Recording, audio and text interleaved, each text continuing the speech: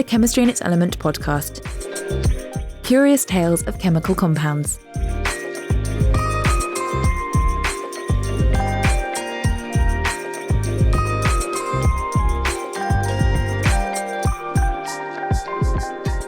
This week, Georgia Mills takes a look at the milk of amnesia. It's an important drug for anaesthesia, but one with a sinister side. It's also the chemical that killed Michael Jackson. Propofol is sold under the name Diprivan, with the chemical name 2,6-diisopropylphenyl. It consists of just carbon, oxygen and hydrogen and looks a little bit like a molecular cheerleader with a benzene ring body and two isopropyl pom-poms either side of a little hydroxyl head. Go Propofol!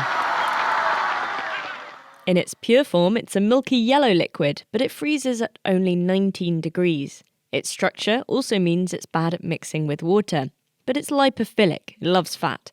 You and me both, Propofol.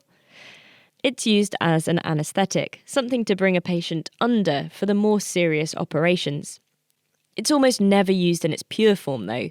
It's usually mixed into a delicious-sounding substance made of soybean oil, fats from egg yolk, and glycerol. It's a very popular anaesthetic, as it acts very quickly, taking patients swiftly into unconsciousness, and it doesn't seem to last too long or leave unpleasant hangovers. It is administered intravenously, and once someone has gone under, other substances are employed to keep them there.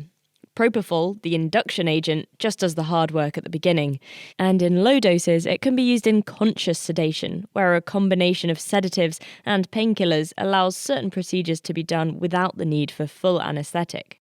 It's also commonly used on intubated people, so will be very important in the critical cases of COVID-19.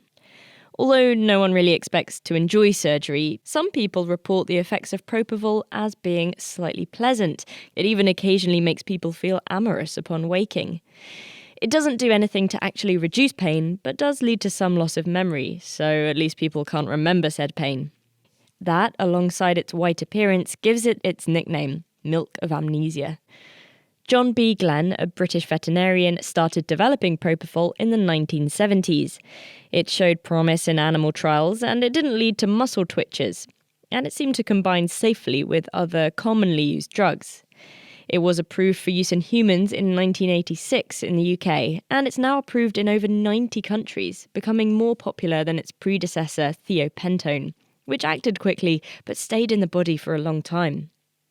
Glenn's work developing the drug was honoured in 2018 when he received the Lasker Clinical Research Award. But how does this chemical actually work? Most anaesthetics are still kind of a mystery, but scientists are putting together some clues.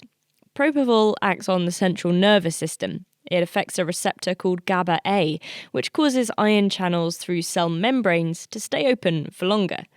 By acting in the sleep-wake areas of the brain, it seems to work a little like a sleeping pill, but there's definitely more to it than that. In 2018, a study in Cell Reports looked at the effects of Propofol on the brains of rats, specifically at something called synaptic release, a mechanism through which neurons talk to each other. They found that Propofol trapped a protein called syntaxin 1A, stopping neurons from being quite so chatty.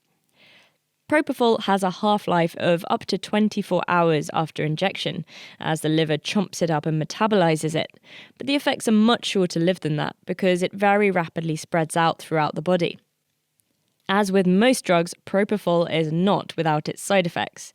It can hurt quite a bit on injection, and it can also cause itchiness and changes in the heart rate. Being put under anaesthetic is never going to be completely without risk, especially for the very old, very young, or people with existing complicating conditions. But Propofol's other effects, namely sedation and the potential of mild euphoria, also led to it being used as a drug of abuse. It's rare because it's extremely hard to get hold of, but it has been associated with a number of accidental deaths, most famously that of Michael Jackson. After Jackson's death in 2009, there was a high-profile court case against his personal doctor, Conrad Murray. The LA County coroner reported that acute propofol intoxication was a key cause of death. And in the trial, it came to light that Jackson had been using propofol to get to sleep. and an extremely high dose, combined with other drugs in his system, caused his death. Murray was convicted of involuntary manslaughter and sentenced to 4 years. This was not Propofol's only appearance in the American justice system. In 2012, the Missouri Supreme Court permitted the use of lethal doses of Propofol to execute prisoners, but it was never used. The first planned execution was halted in 2013 because other countries banned or threatened to ban the export of the drug if it was going to be used for such purposes. But in general, Propofol is being used safely and effectively for the litany of medical procedures undertaken every day, making sure people are not awake and experiencing the pain of their surgeries. And as scientists get closer to the true mechanism of action, they should be able to find out which patients may have a negative reaction, allowing us to make surgery safer for everyone. That was Georgia Mills with Propofol. Next week, as we get close to Halloween, I'll take a look at a sweet-tasting compound found in black licorice that, earlier this year, led somebody to an untimely grave. And until then, find all of our previous podcasts at chemistryworld.com/podcasts. And let us know if there are any glaring omissions that you think we should fill.